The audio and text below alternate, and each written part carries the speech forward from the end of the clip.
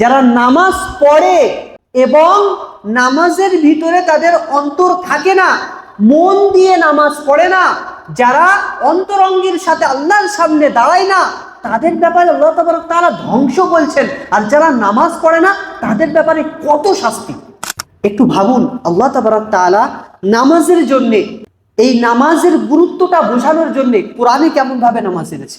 আল্লাহ তাবারক তাআলা কোরআনের সূরা বাকারার মধ্যে কি বলছেন?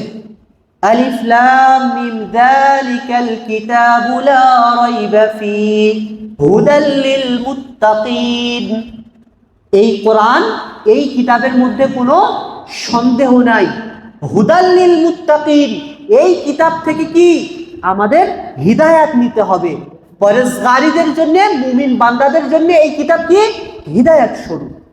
الذين يؤمنون بالغيب ويقيمون الصلاة الذين يؤمنون بالغيب ويقيمون الصلاة দেখেন আল্লাহ তাবারক তাআলা নামাজ কায়েম করার কথা বলেছে। এমন একটি কিতাব যাতে সন্দেহ নেই, এই কিতাবটা হিদায়াতের জন্য। আর ওই কিতাবের দ্বিতীয় যে বাক্যটা আল্লাহ তাবারক তাআলা আমাদের জন্য দিয়েছেন, মুমিন বান্দাদের জন্য দিয়েছেন, সেটি হচ্ছে নামাজ। তাহলে হিদায়াত স্বরূপ আমাদেরকে নামাজ নিতে হবে। এবারে আমি কোরআনের এটা শুরুতে, এবার শেষে চলে যাই। মাঝখানে আল্লাহ তাবারক তাআলা এর মধ্যে 80 জায়গায় নামাজের বর্ণনা করেছেন, আর প্রতিটা জায়গায় নামাজ কায়েমের কথা বলেছেন। মাত্র 2 জায়গায় নামাজ পড়ার কথা বলেছেন, আদায়ের কথা বলেছেন। কায়েম আর আদায়ের মধ্যে পার্থক্য, নামাজকে প্রতিষ্ঠিত করতে হবে। যে মহল্লায় নামাজি নেই সেই মহল্লায় নামাজি বাড়াতে হবে। যারা নামাজ পড়ে না তাদের নামাজের আহ্বান করতে হবে, তাদেরকে মসজিদ মুখ করতে হবে। এটা হচ্ছে নামাজ কায়েমের কথা। আর নামাজ আদায় তুমি তোমার নিজের জন্য পড়ছো। তো নামাজ কায়েমের কথা 80 জায়গায় আল্লাহ তাবারক তাআলা বলছেন।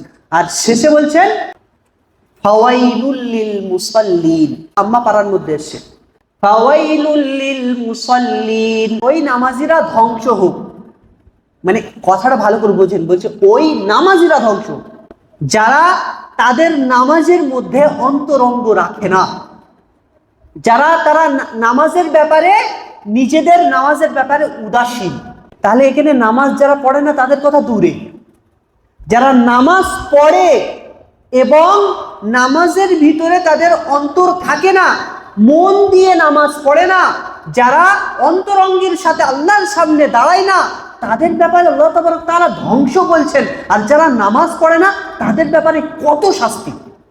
কল্পনা করতে হবে, কল্পনা করতে হবে।